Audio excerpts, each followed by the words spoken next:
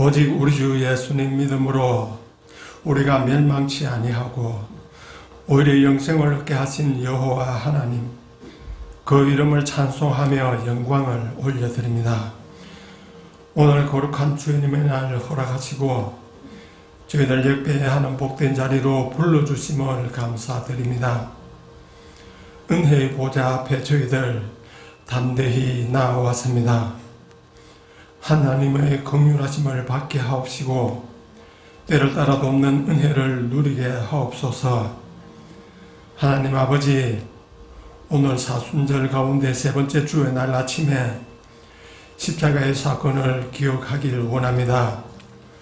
우리 주 예수님이 가신 고난의 길을 저희들 저버리고 넓은 길 선택하여 편하고 쉬운 삶을 살았음을 고백합니다. 하나님보다 세상과 물질을 더 사랑하고 내 뜻대로 살았습니다. 말과 혀로만 사랑하지 말며 행함과 진실로 하라 명하셨지만 그렇게 하지 못하였습니다. 오직 예수 그리스도로 옷 입고 정욕을 위하여 육신의 일을 도모하지 말라 말씀하셨지만 그렇게 살지 못하였습니다. 하나님, 우리를 불쌍히 여기시고 긍휼을 베풀어 주옵소서. 이제 얼마 남지 않은 사순절 기간에라도 영적 절제와 훈련으로 하나님의 사랑을 더욱 깊이 체험하기를 원합니다. 내 뜻대로 마옵시고 아버지의 뜻대로 이루어지게 하옵소서 기도하며 다 내려놓으셨던 예수님을 저희들 닮아가게 하옵소서.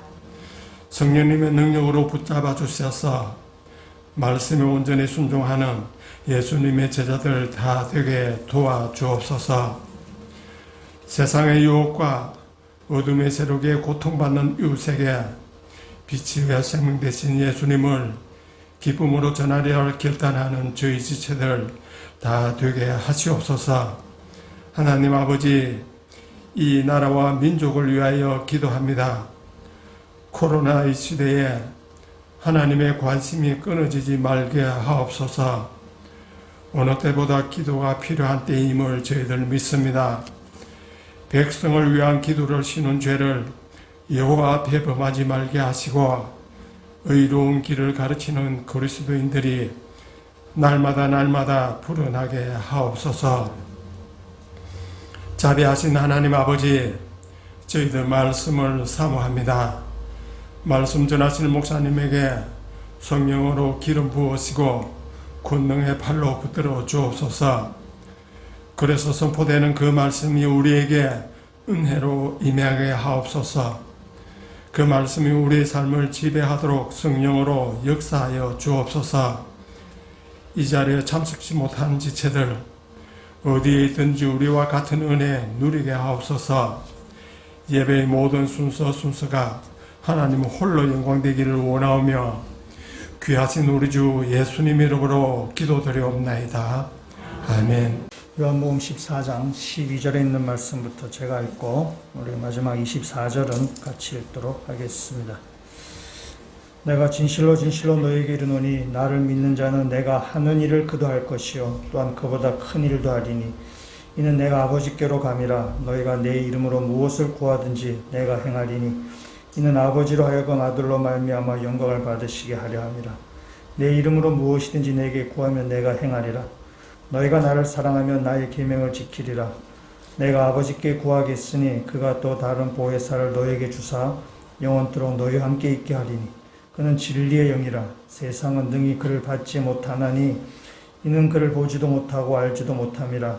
그러나 너희는 그를 아나니 그는 너희와 함께 거하시며 또 너희 속에 계시겠음이라.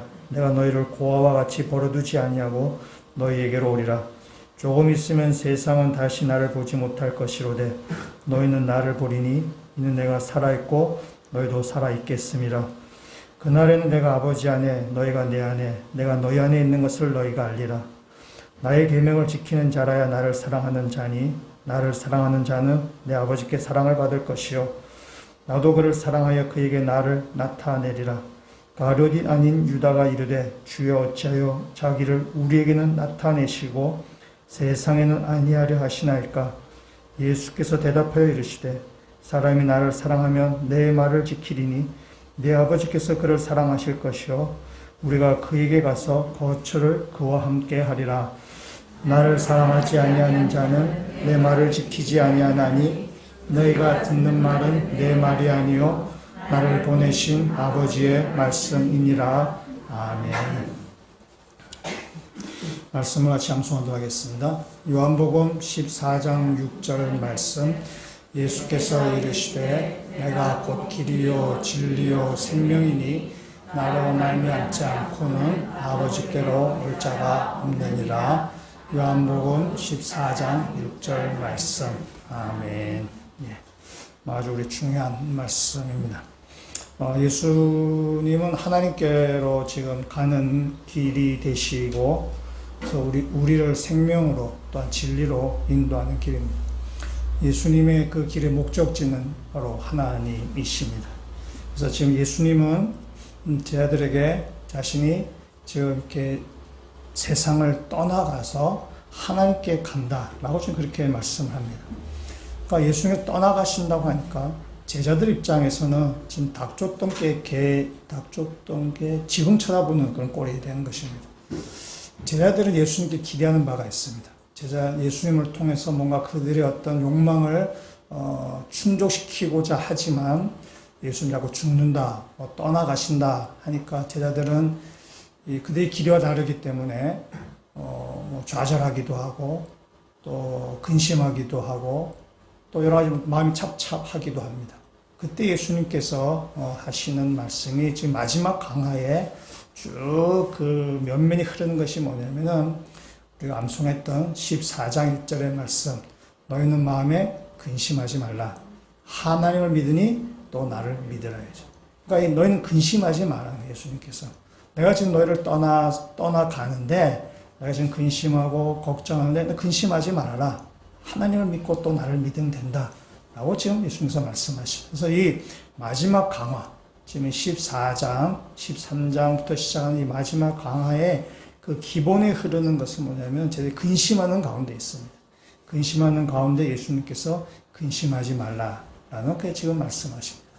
근데 오늘 읽었던 말씀을 보시면은 예수님께서 근심하지 말라라고 제자들에게 말씀을 하시면서 그보다 조금 더 적극적인 주문을 예수님께서 지금 하고 계시는데 이 근심하지 말라는 것이 뭔가 어떤 소극적인 대응이라면은 예수님은 조금 더 적극적으로 뭔가 이 대응할 것을 예수님은 제자들에게 지금 말씀하십니다. 우리 12절의 말씀을 같이 한번 읽도록 하겠습니다. 내가 진실로 진실로 너희에게 이르노니 나를 믿는 자는 내가 하는 일을 그도 할 것이요 또한 그보다 큰 일도 하리니 이는 내가 아버지께로 가니라. 아멘. 예수님께서 그동안 제자들과 함께 있으면서 놀라운 일들을 많이 하셨습니다. 그래서 예수님께서 하셨던 일을 제자들 너희들도 할 것이라고 말씀하십니다. 더 정확하게 말하면은 나를 믿는 자입니다. 나를 믿는 자는 예수님께서 하셨던 일을 하신다라는 것입니다. 그 때문에 예수님의 12 제자에게만 해당하는 말이 아니라 예수를 믿는 모든 사람에게 해당하는 말. 그것은 오늘 이 시대를 살고 있는 저와 여러분에게도 해당된다는 말입니다.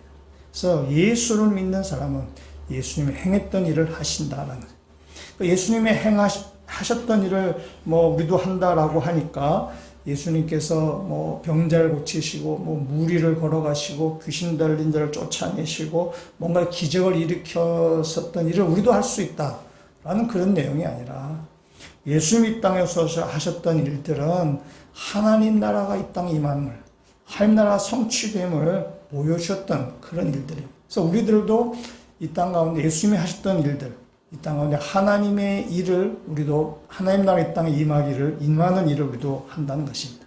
그러면서 주님께서 12절에 한마디 더 하시는 것이 뭐냐면 또한 그보다 큰 일을 하리니라고 하죠. 그러니까 이 제자들은 예수님이 하셨던 일들보다 더 큰 일을 지금 한다라고 지금 이렇게 말씀하십니다. 예수님보다 더 큰 일이 뭘까? 우리가 어떻게 예수님보다 더 큰 일을 할 수 있을까라는 거죠.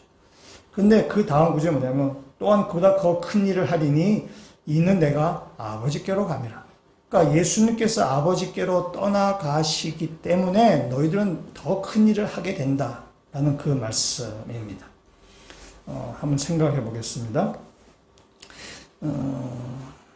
예수님의 활동 무대는 팔레스타인입니다. 그 유대, 이스라엘, 그 인근 지역입니다. 근데 예수님 떠나시고 나서 제자들의 활동 무대는 어딘가? 사도행전의 말씀처럼 예루살렘과 유다와 사마리아와 땅끝까지가 제자들의 활동 무대입니다. 사도 바울은 아시아와 아프리카를 넘나들면서 그런 사역을 했습니다.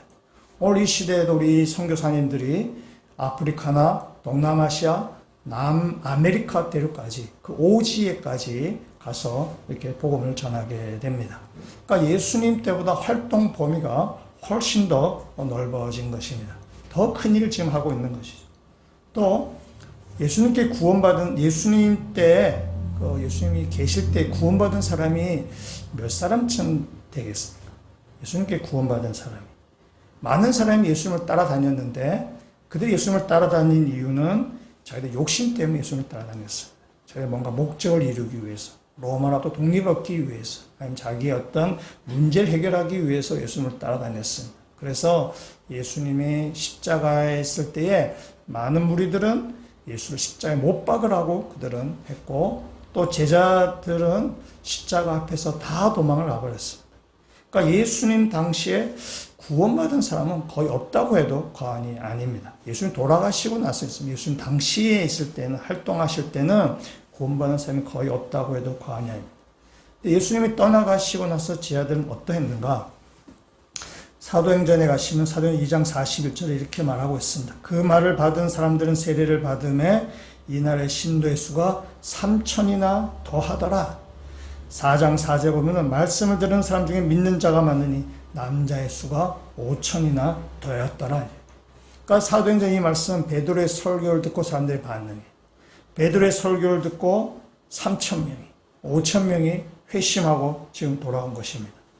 사도 바울은 아시아와 유럽을 넘나들면서 그가 방문했던 그 도시마다 전도했고, 그래서 믿는 사람을 세웠고, 그래서 믿는 사람을 통해서 교회를 세웠던 것이 바로 사도 바울의 사역입니다. 오늘날에도 많은 목사님들과 선교사님들을 통해서 수백 명, 수천 명의 사람들이 주님께 돌아오는 역사가 일어나고 있습니다. 그러니까 예수님 때보다 예수님 뒤에 제자들이 훨씬 더 큰 일을 지금 하고 있는 것입니다. 그래서 지금 오늘 이 말씀에 12절에 있는 말씀에 너희들이 예수 믿는 자들이 예수님이 하셨던 일을 하고 더 큰 일을 하게 된다라는 것은 우리가 예수님이 하셨던 그 일의 어떤 질적인 일, 예수님이 십자가에 돌아가시고 우리의 죄를 대속하시고 이 땅 가운데 하나님이 하시는 그 놀라운 이적을 행하신다 그런 의미가 아니라 예수님보다 하시는 일을 우리가 더 이어서 하면서 양적으로 더 많은 일을 감당한다는 의미에 있어서 우리는 더 큰 일을 한다라는 것입니다. 예수께서 이 땅에 오셔서 하신 일들은 뭐냐면은 하나님 나라의 땅에 임하게, 이 땅 가운데 사망의 권세가 있는 이곳에 생명을 가져오신 일을 하셨습니다. 이 땅 가운데 경쟁과 또한 그 억눌림과 전쟁과 다툼 있는 이곳에 평화와 사랑과 성김을 가져오신 것입니다. 이 땅 가운데 삭막한 이 땅 가운데 하나님께서 참된 생명, 영생기를 가져오신 것이 바로 예수 그리스도가 하신 일이고, 또한 우리가 그 일을 이어받아서 하면서 우리를 통해서 이 땅 가운데 하나님 나라가 임하며 이 땅 가운데 생명을 증거하며 진리의 길로 인도하는 것, 그것이 바로 우리 그리스도인이 해야 하는 일이고, 하나님께서 우리를 부르신 소명이고, 하나님께서 우리 땅 가운데 행하기를 원하시는 그 일이라는 사실입니다.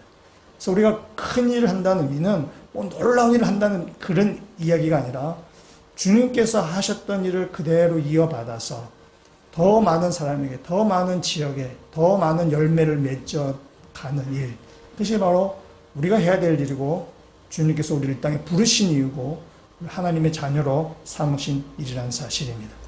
그래서 우리가 그 큰 일을 하기 위해서, 주님의 일을 감당하기 위해서 우리 가운데 그 일을 잘 감당하기 위해서는 도구가 필요한데, 오늘 말씀에서 도구 한 3가지 정도를 같이 말씀을 보려고 합니다. 일을 할 때는 도구가 중요합니다. 도구가 좋아야만 일을 잘할 수 있습니다. 벽에 못을 박을 때도 그냥 망치로 박을 때보다 전기 드릴을 통해서 박으면은 몇 초 만에 더 든든하게 그 일을 끝낼 수 있습니다. 때문에 연장, 이 도구가 굉장히 중요합니다. 우리가 주님의 일을 감당하기 위해서, 또 중요하신 일, 더 큰 일을 감당하기 위해서 우리는 강력한 연장이 필요한데 세 가지 정도입니다. 첫 번째를 한번 보시면은 우리 13절과 14절에 있는 말씀 같이 읽도록 하겠습니다. 너희가 내 이름으로 무엇을 구하든지 내가 행하리니 이는 아버지로 하여금 아들로 말미암아 영광을 받으시게 하려 함이라. 내 이름으로 무엇이든지 내게 구하면 내가 행하리라. 아멘. 첫 번째 도구는 바로 기도입니다.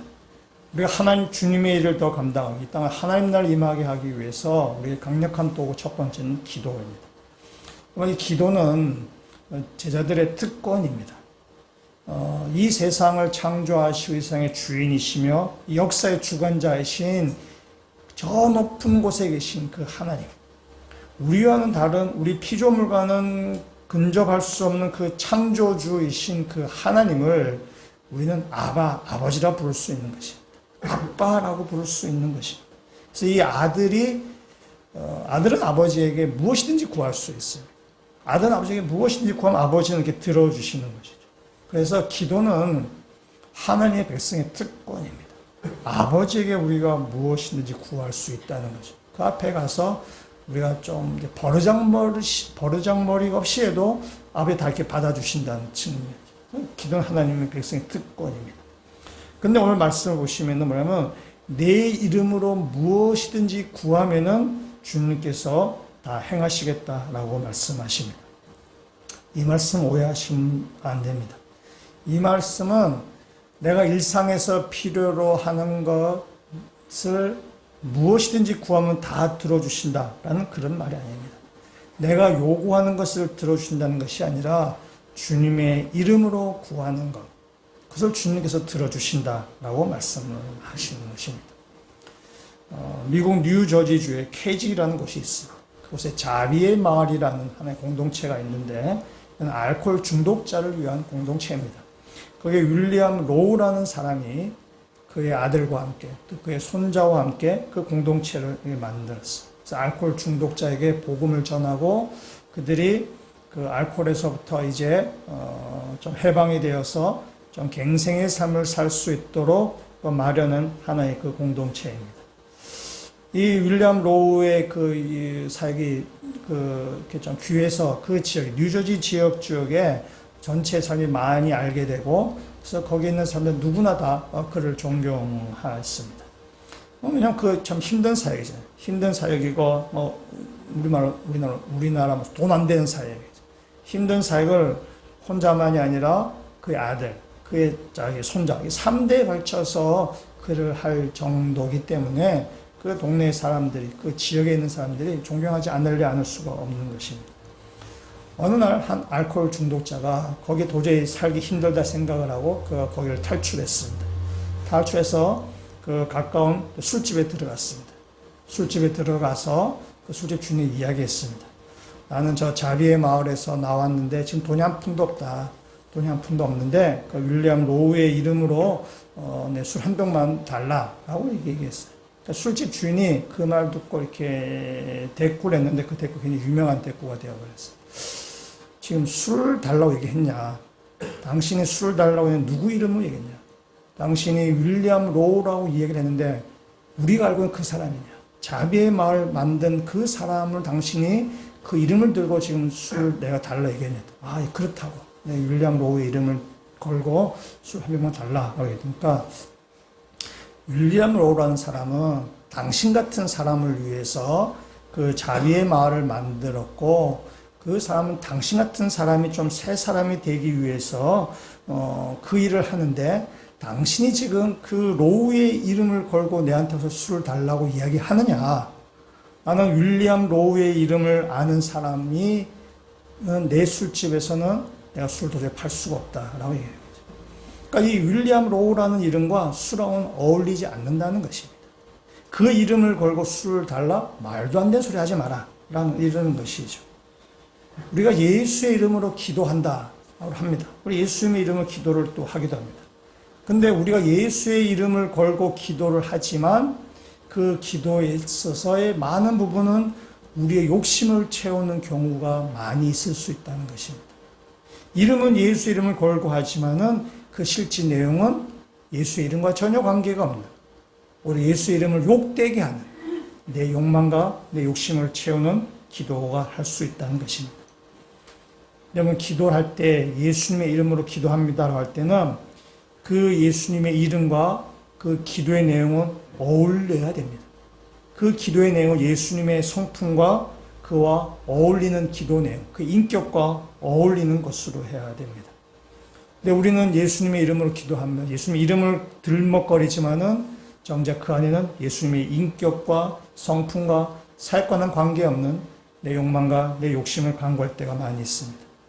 그런 기도는 이루어질 수 없다는 것입니다. 윌람 로우가 술과 전혀 어울리지 않는 것처럼 우리가 예수의 이름으로 기도하지만은 예수님의 인격과 사역과 성품과 관계없는 것을 강구할 때는 그것이 이루어질 수 없다라는 것입니다. 예수님께서 이 땅에 오셔서 우리에게 가르쳐 주신 기도가 있습니다. 우리가 주기도라고 얘기합니다. 그 기도의 내용을 보면 우리가 무엇을 기도해야 되는지를 예수님은 잘 가르쳐 주셨습니다. 하늘에 계신 우리 아버지여, 이름이 거룩히 여김을 받으시오며 나라가 임하오시며 뜻이 하늘에서 이루어진 것 같이 땅에서도 이루어지이다. 그러니까 주님이 간구하는 것은 뭐냐? 우리에게 말씀하는 것은 너희가 하나님 나라가 이루어지도록 간구해라는 거죠. 하나님 나라가 그 하늘에서 이루어진 것처럼 이 땅에서도 이루어지기를 위해서 너희가 간구해라.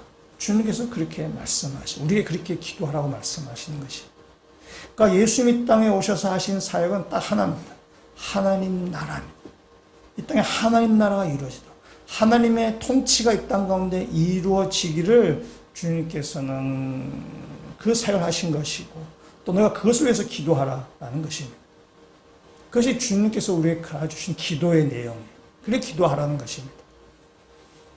예수님 그렇게 가르치셨는데 예수님의 실제로 한 기도를 우리 한번 생각해보면 예수님은 실제로 정말 하나님 나라 이 땅에 이루어지기 위해서 기도하셨는가? 예수님의 실제한 기도를 한번 생각해보면 예수님의 실제한 기도는 겟세마네의 기도입니다. 겟세마네의 기도는 십자가 앞에서 하신 기도죠. 하나님, 난 이 잔을 피하고 싶습니다. 이 잔을 좀 거두어 갔었으면 좋겠습니다. 그것을 3번씩 예수님 하나님 앞에 간절히 간구합니다. 이 잔을 마시고 싶지 않다는 것이에요. 십자의 길을 가고 싶지 않다는 것입니다. 3번씩 땀이 핏방울 떨어지듯이 예수님 하나님 앞에 간구했습니다. 그리고 마지막 기도는 이렇게 되죠. 내 뜻대로 마시고 아버지의 뜻대로 하옵소서 라고 그 기도를 마칩니다. 그러니까 하나님 아버지의 뜻은 십자가에서 죽는 길입니다. 예수의 십자가의 길을 피하고 싶으시지만은 그러나 예수님이 원하시는 길이 아니라 하나님께서 원하시는 길, 하나님이 원하시는 그 길이라면 십자가에서 죽는 길이라도 그 길을 가겠습니다 하는 거죠. 그것이 하나님의 통치를 받는 거죠. 하나님 나라 이 땅에 이루어지는 그 일을 감당하시는 것입니다. 그래서 예수님은 우리에게 이렇게 기도해라. 내가 하나님 나라를 위해서 뜻이 하늘에서 이루어진 것 같이 땅에서도 이루어지이다 라고 너희가 기도할 뿐만이 아니라 그렇게 하라고 가르쳐 주실 뿐만이 아니라 예수님은 자신이 실제로 기도를 통해서 자신은 십자가의 길을 가고 싶지 않지만은 그러나 하나님의 통치, 하나님의 다스림, 하나님이 원하시는 그 길을 가시는 것이 바로 예수님이 보신 겟세마네의 기도입니다. 그러니까 예수님 우리에게 바른 기도가 무엇인지를 가르쳐 주셨고 바른 기도가 무엇인지 예수님은 몸소 우리 가운데 행하셨다는 것이 예수님의 그 사역입니다. 물론 우리가 이 땅을 살아가면서 우리의 필요들을 간구할 때가 있습니다. 우리가 이 땅을 살아가면서 하나님 앞에 우리가 막 우리의 어떤 것을 간구할 때 그것이 틀렸다는 말이야. 우리는 아까처럼 기도는 우리의 특권이기 때문에 왜 하나님 앞에 우리가 간구를 할 필요가 있고 또 해야 됩니다. 왜 간구해야 되는데 그러나 그것이 기도의 전부라고 생각하면 안 된다는 거죠. 기도는 내가 원하는 것을 얻어내는 수단이 아니라 이 땅 가운데 하나님의 통치가 이루어지도록 나를 죽이는 작업이죠. 내 욕심을 얻는 것이라면 그건 이방 종교들도 다 하는 것입니다. 이방 종교들 다 기도를 합니다. 자기 욕심을 이루기 위해서. 그러나 주님이 말씀하신 기도는 내 욕심을 채우는 것이 아니라 이 땅 가운데 하나님께 순종하는 자로 살아가기 위해서, 이 땅 가운데 하나님의 통치가 이루어지기 위해서 나를 죽이는, 나를 이렇게 죽이고 나를 굴복시키는 그 작업이 바로 기도하는 일이라는 것입니다. 이건 여러분 기도를 해보셔야 하는 것입니다. 기도에서 아무리 지식을 많이 얻고해도 되는 게 아니고 실제로 기도를 해보셔야 돼요. 어떤 문제가 발생했을 때는 그것은 우리가 기도할 수 있는 좋은 기회입니다. 내 안에 어떤 고난이 생기거나 문제가 생기거나 뭔가 해결해야 될 일이 생길 때는 기도하라는 하나님의 사인이에요. 근데 그때 기도 안 하면 제가 할 말이 없고, 그때 기도를 하는데, 기도를 하다가 보면은 하나님께서 주시는 말씀이 있어요. 때로는 그 말씀을 내가 참 순종하기가 어렵다는 거예요. 근데 그때 내 자신을 계속 기도를 통해서 내 자신을 죽여가면서 하나님의 뜻에 순종해 갈 때에 그것이 하나님의 영광이 되고 내 삶도 성공적인 인생을 살아갈 수 있게 된다는 것이죠. 그것이 바로 기도라는 거죠. 그래서 우리가 오늘 이 말씀을 통해서 이 땅 가운데 주님의 일을 우리가 계속 해 나가며 이 땅 가운데 하나님 나라 우리가 완성해 가는 데 있어서 첫 번째 도구가 바로 기도인데, 주님의 뜻대로 무엇이든지 구하면은 주님께서 우리에게 들어주신다는 그 믿음을 가지고 기도 생활을 능히 감당해 나가시는 믿음의 성도다 되시기를 주님의 이름으로 부탁드립니다. 두 번째 우리에게 도구가 있는데 16절에서부터 20절까지 있는 말씀인데 좀 깁니다. 그죠? 길어서 제가 읽을 테니까 뭘 얘기하는지만 한번 보시면 될 것 같습니다. 16절부터 20절까지 제가 읽도록 하겠습니다. 내가 아버지께 구하겠으니 그가 또 다른 보혜사를 너에게 주사 영원토록 너희와 함께 있게 하리니 그는 진리의 영이라 세상은 능히 그를 받지 못하나니 이는 그를 보지도 못하고 알지도 못함이라. 그러나 너희는 그를 아나니 그는 너희와 함께 거하시며 또 너희 속에 계시겠음이라. 내가 너희를 고아와 같이 버려두지 아니하고 너희에게로 오리라. 조금 있으면 세상은 다시 나를 보지 못할 것이로되 너희는 나를 보리니 이는 내가 살아있고 너희도 살아있겠음이라. 그날에는 내가 아버지 안에 너희가 내 안에 내가 너희 안에 있는 것을 너희가 알리라. 아멘. 두 번째 도구가 뭘까요? 우리 16절 말씀만 한번 읽어보도록 하겠습니다. 16절 말씀 같이 읽도록 하겠습니다. 내가 아버지께 구하겠으니 그가 또 다른 보혜사를 너희에게 주사 영원토록 너희와 함께 있게 하리니. 아멘.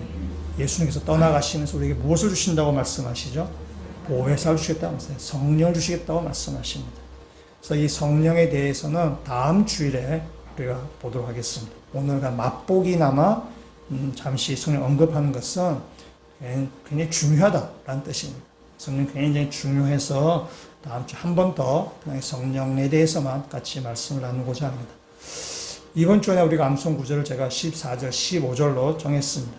그리고 다음 주에 암송 구절 제가 16절로 할 것입니다. 그래서 14절부터 16절까지 3절을 2주 동안 이렇게 암송할 텐데 14절과 15절, 다음에 14절에서 우리가 기도에 대해서 우리가 봤고 14절, 다음에 16절 통해서 우리가 성령에 대해서 우리가 봤어요. 15절 같이 말씀 볼 텐데 우리 14절, 15절 말씀 같이 한번 읽도록 하겠습니다. 내 이름으로 무엇이든지 내게 구하면 내가 행하리라. 너희가 나를 사랑하면 나의 계명을 지키리라. 아멘. 14절 내 이름으로 무엇이든지 구하면 너희가 내게 구하면 내가 행하리라. 우리가 주님의 이름으로 기도할 때 주님께서 우리에게 응답하신다는 것이고 15절에 있는 말씀 이것이 바로 주님의 일을 감당하기 위해서 세 번째 우리의 도구인데 15절 너희가 나를 사랑하면 나의 계명을 지키리라. 세 번째 도구는 사랑과 순종입니다. 주님을 사랑하는 사람은 주님의 계명을 지키는 사람이고 주님의 계명을 지키는 사람은 주님을 사랑하는 사람입니다. 요한은 이 사랑과 순종의 메커니즘에 대해서 설명을 하고 있습니다. 이런 거죠. 사랑을 하면은 순종을 해야 된다라는 것이 아니라 사랑을 하면 순종하게 된다라는 것입니다. 때문에 우리가 주님의 말씀을 순종한다는 것은 주님을 사랑하기 때문에 주의 계명을 지키는 것이고 주님께 순종하는 것입니다. 그래서 주님을 진정으로 사랑해야만, 주님을 사랑해야만 우리가 그 계명을 지키게 되어 있습니다. 여러분, 사랑 없이는 계명을 지킬 수가 없는 것입니다. 근데 사랑 없이도 계명을 지키는 사람들이 몇 번 나오게 되는데, 성경에 보면은 누가복음 18장에 가시면은 부자 관리가 예수님을 만나는 장면이 한개 나오게 됩니다. 부자가 예수님을 찾아왔습니다. 예수님께 묻습니다. 선생님, 제가 영생을 얻고자 합니다. 제가 무엇을 하면 되겠습니까? 라고 묻습니다. 예수님께서 말씀하시죠. 그래? 너 하나님께서 말씀하신 계명 다 알고 있나?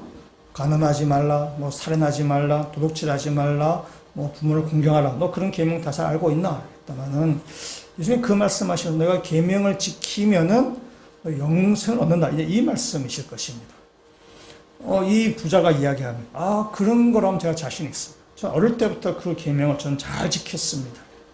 아마 이 부자는 어릴 때부터 아마 부모님이 교육을 받아서 그 계명을 잘 지켰던 것 같습니다. 그래서 계명을 지키는 것, 도둑질하지 말고, 살인하지 말고, 가늠하지 말고, 뭐 부모를 공경, 이런 계명, 십계명에서 봤던 그런 계명들을, 율법들을 어릴 때부터 이렇게 잘 훈련 받은 것 같습니다.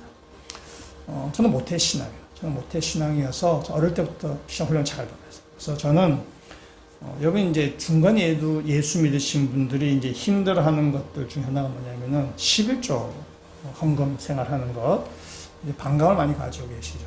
그다음에 주일을 지키는 것, 주일에 무슨 일이 있어도 주일 와서 교회 예배 드리는 것, 이것이 이제 중에 예수 믿으시면 굉장히 힘드세요. 무슨 일이 있으면 또 주일 이렇게 교회 안 오시고 이래요.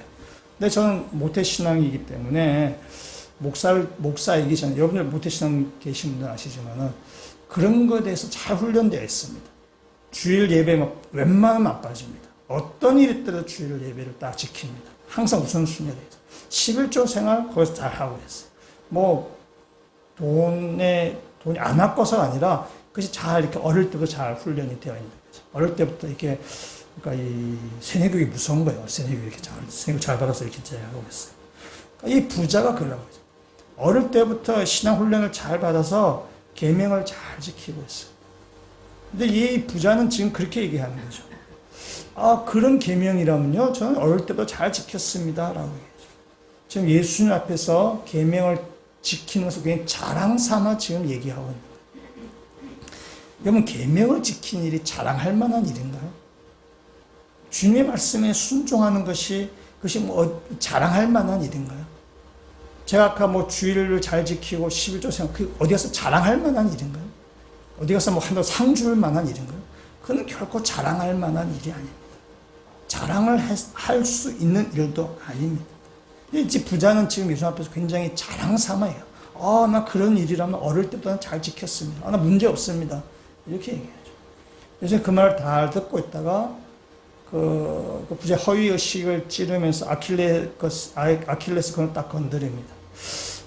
그래, 자네가 계명을 다 잘 지켰다고, 내가 볼 때 한 가지가 부족한데, 자네 있는 재물을 다 팔아서 가난한 자에게 다 나눠주고 나를 따라라 라고 주셔서 이렇게 말씀하십니다.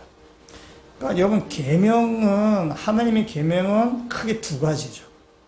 크게 한 가지인데, 하나님 사랑, 이웃 사랑입니다. 예수님은 지금 그 부자에게 너 계명을 지켰다고 하는데, 정말 계명의 핵심인 이웃 사랑, 너의 재물을 가지고 너의 가난한 이웃들에게 나눠주는 삶을 살아라. 그 하나님 사랑, 나를 따라와라. 예수님은 그 부자에게 너가 계명을 잘 지켰다고 하는데 그 계명의 본질을 딱 건드려 버립니다. 계명을 딱 건드려 버릴 때에 그 부자의 반응이 나옵니다. 누가복음 18장 23절 말씀, 이렇게 이야기하고 있습니다. 그 사람이 큰 부자이므로 이 말씀 듣고 심히 근심하더라. 동일한 본문이 마가복음이었는데, 마가복음은 근심하고 돌아갔다라고 되어 있습니다.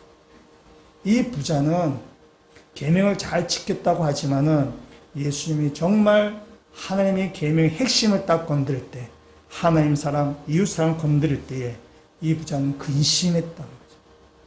이 부자는 계명을 지키지 않은 것입니다.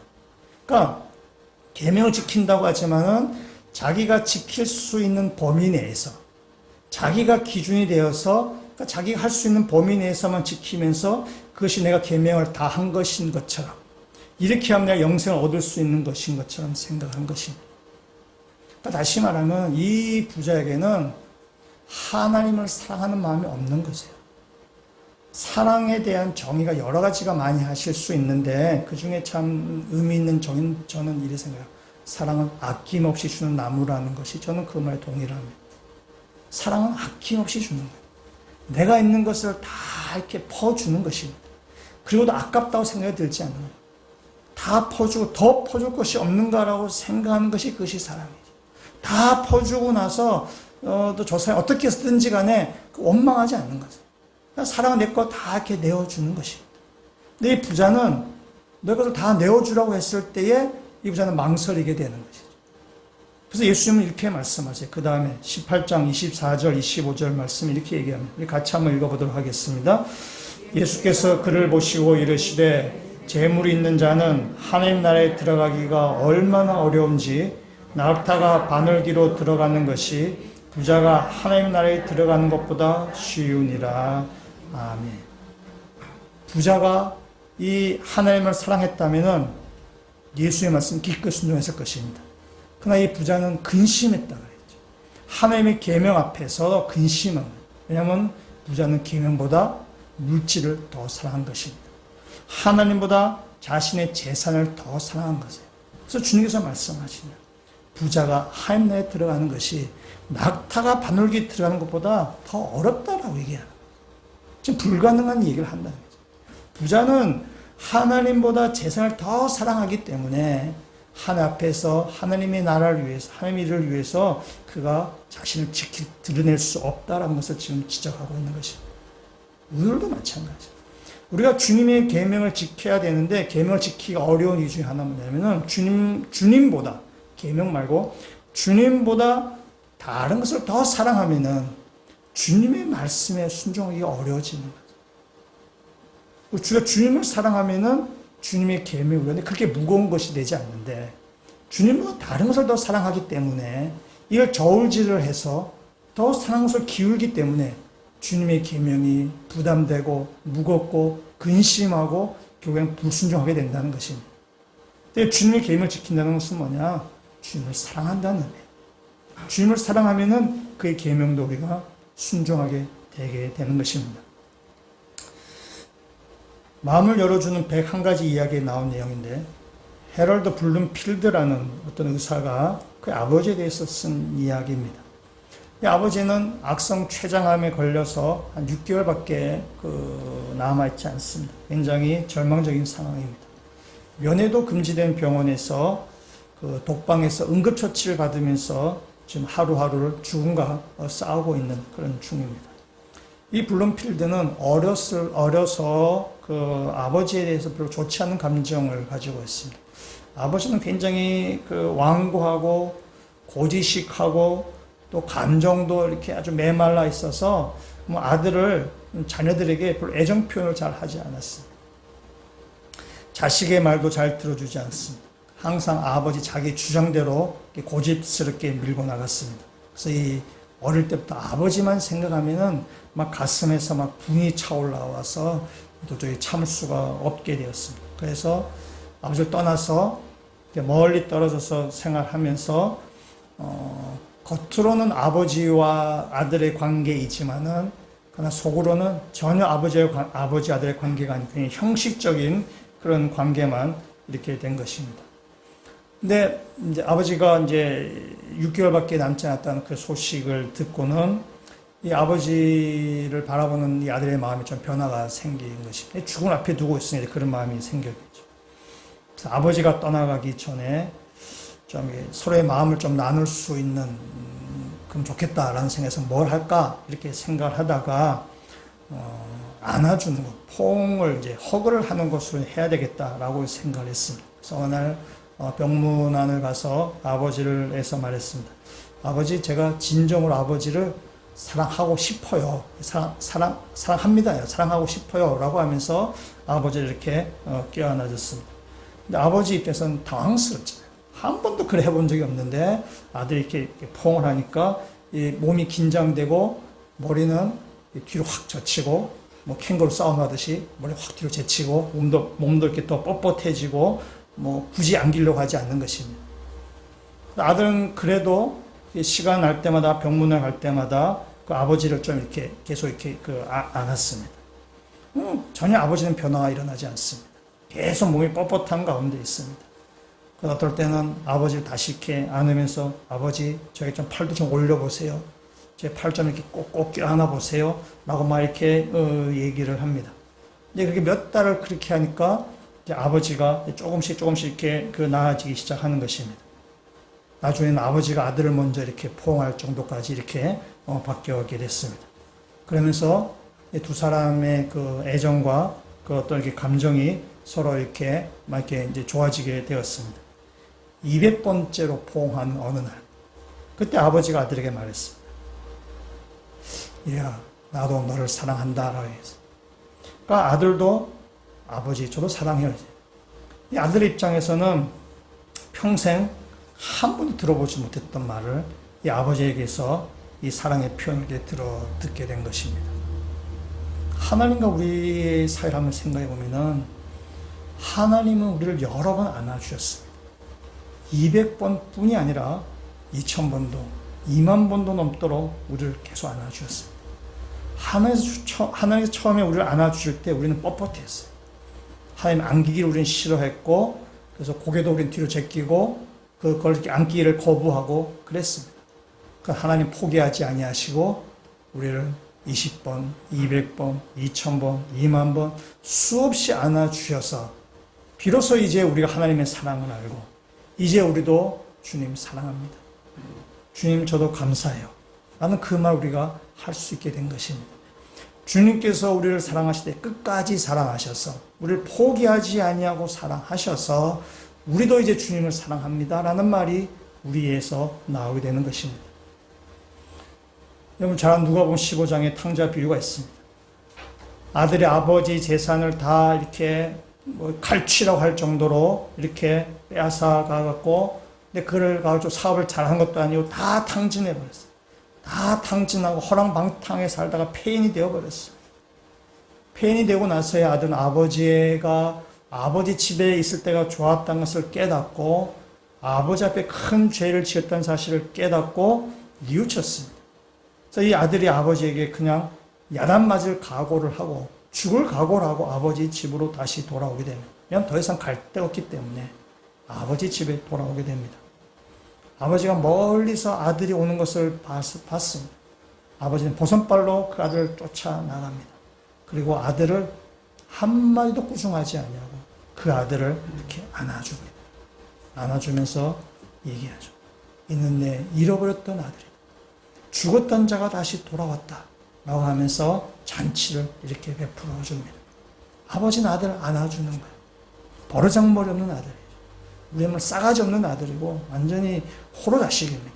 정말 불효가 막심한 그 아들인데 그 아버지는 꾸중하지 않냐 그냥 그 아들을 이렇게 안아주는 것입니다. 이 아들은 정말 망나니 같은 아들이었어요. 근데 아버지가 그 사람 다 품어줬을 때에 성경에 나오지 않지만은 이 아들이 아버지 집에 왔을 때에 아들이 과거처럼 망나니 짓을 할 수 있을까요? 과거처럼 호로라시로 살 수 있을까요? 아닐 겁니다. 이 아들은 그 집에서 지난 날을 회개하면서 아버지 집에서 정말 땀 흘려 일할 것입니다. 그 전까지는 도련님처럼 행세했겠지만은 이제는 그 집 일꾼처럼 아마 자신이 스스로 그 일을 해나갈 것입니다. 그 일도 억지로 하거나 아버지의 눈치 보고 하는 것이 아니라 자기가 스스로 땀 흘려가면서 일할 것입니다. 이것이 아버지의 사랑을 맛본 자의 태도인 거죠. 사랑을 맛본 사람은 사랑을 하게 되어 있고 사랑하는 사람은 그 하나님의 계명을 지키게 되는 것입니다. 우리가 주님의 말씀을 순종하는 것은 우리가 주님을 사랑하기 때문에 그렇습니다. 주님께서 우리를 수백 번씩 수천 번씩 안아주신 그 사랑에 우리가 힘입어서 주님을 우리가 사랑하게 되는 것이고 주님을 사랑하기 때문에 주님의 말씀 앞에 우리는 순종하게 되는 것입니다. 그 주님의 말씀에 순종할 때에 우리는 이 땅 가운데 주님의 더 큰 일 감당하는 것이고 주님께서 주시는 사명을 이 땅을 우리는 등이 감당할 수 있는 능력을 우리는 가지게 되는 것입니다. 주님을 사랑하고 주님의 계명을 순종하는 사람, 그에게 주님께서 일을 맡기실 것입니다. 오늘 마지막에 이 유다의 질문이 나옵니다. 이 14장엔 제자들의 질문이 나오게 되는데, 베드로 질문, 도마 질문, 빌립 질문, 이제 마지막에 22절에 이 유다의 질문이 나옵니다. 22절에 있는 말씀을 한번 같이 한번 읽어보도록 하겠습니다. 가룟인 아닌 유다가 이르되 주여 어찌하여 자기를 우리에게는 나타내시고 세상에는 아니하려 하시나이까. 이 유다는 가룟 유다는 아닙니다. 이 성경도 우리가 헷갈릴까 싶어서 가룟인 아닌 유다라고 했어요. 야곱의 아들 유다고 마태복음에는 다데오로 이야기되는 제자입니다.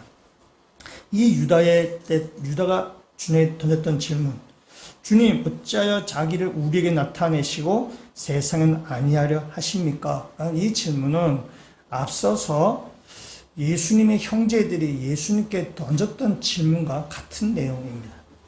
초막절 때 예수님이 이렇게 갈릴리 지역에 있을 때에 예수님의 형제들이 예수님께 던졌던 질문이 있습니다. 그것이 요한복음 7장 4절에 나오는데 이렇게 이야기하고 있습니다. 스스로 나타나기를 구하면서 묻혀서 일하는 사람이 없나니 이 일을 행하려 하거든 자신을 세상에 나타내소서. 무슨 말이냐? 예수님, 형님, 유명해지려면은 큰 물에 가서 놀아야 됩니다. 이 갈릴리의 이곳에 묻혀서는 안 됩니다. 예루살렘으로 올라가십시오. 지금 초막절인데 예수님 올라가셔서 당신의 이름을 알리십시오. 세상에서 성공하려면은 이름이 이렇게 유명해져야 됩니다. 당신 홍보할 수 있는 기회를 삼으시고, 초막절 얼마나 좋은 기회입니까? 저렇게 많은 사람들이 올라오는데 가서 당신의 이름을 홍보하십시오.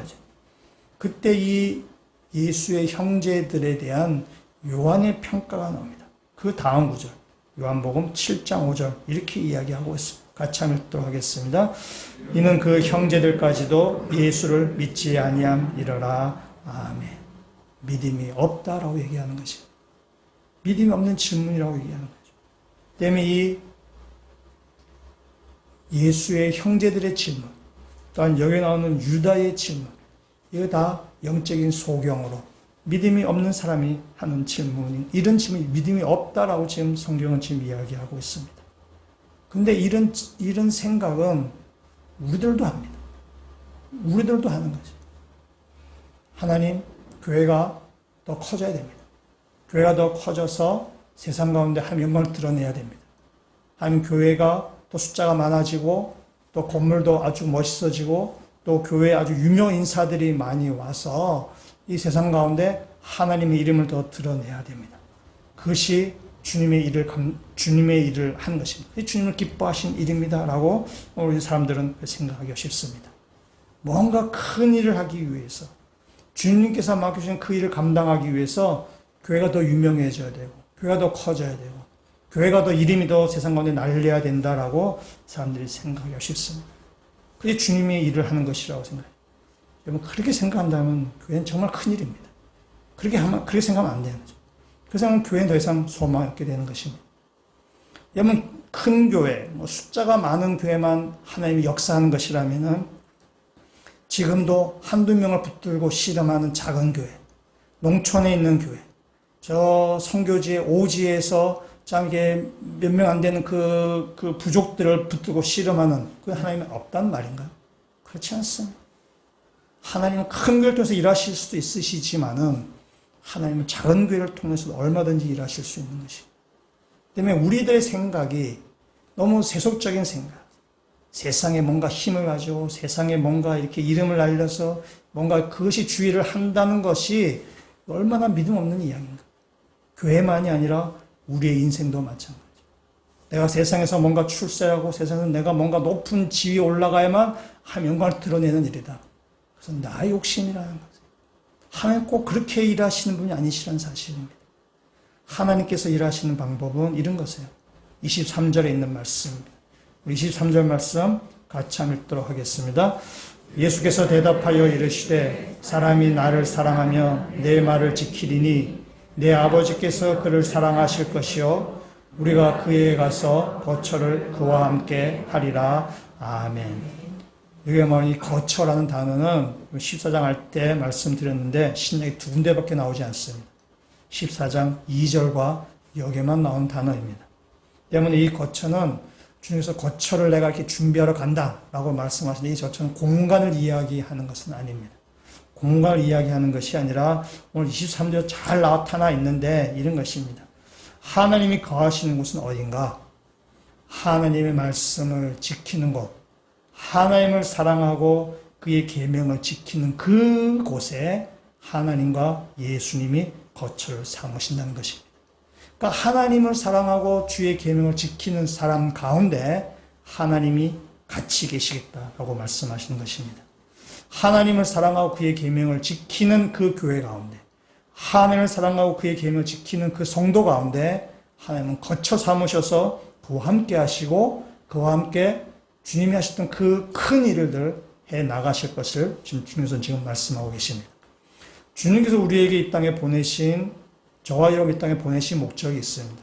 또한 저와 여러분을 세상의 많은 사람 가운데 하나님의 자녀로 삼으신 목적이 있습니다. 우리가 그럼 세상에서 삐까뻔쩍의 삶을 살라고 하기 위해서 부르신 것이 아니라 이 땅 가운데 하나님 나라를 확장하기 위해서, 하나님 통치 땅에 임하기 위해서 저와 여러분을 부르셨습니다. 그 일 감당하기 위해서 주님을 사랑하고 주의 계명을 지킬 때에 하나님 우리와 함께 계시고 그 일을 감당해 가실 것입니다. 우리가 세상에서 무슨 높은 자리에 올라가고 돈을 많이 벌고 출세해서 주의 일을 감당하는 것이 아니라 주님을 사랑하고 주의 계명을 지킴을 통해서 주님의 그 일을 능히 감당할 수 있게 된다는 사실입니다. 오늘도 이 말씀을 통해서 이 땅 가운데 살아가면서 우리 부신 소명을 다시 한번 확인하며 주님을 사랑하며 주의 계명을 지키며 살아가시는 모든 주의 백성들 되시기를 주님의 이름으로 축원합니다. 같이 한번 기도드리시겠습니다. 주님께서 우리들에게 이 세상을 구원하는 일을 맡기셨습니다. 하나님의 나라를 완성한 일에 저희들을 주님께서 부르셨습니다.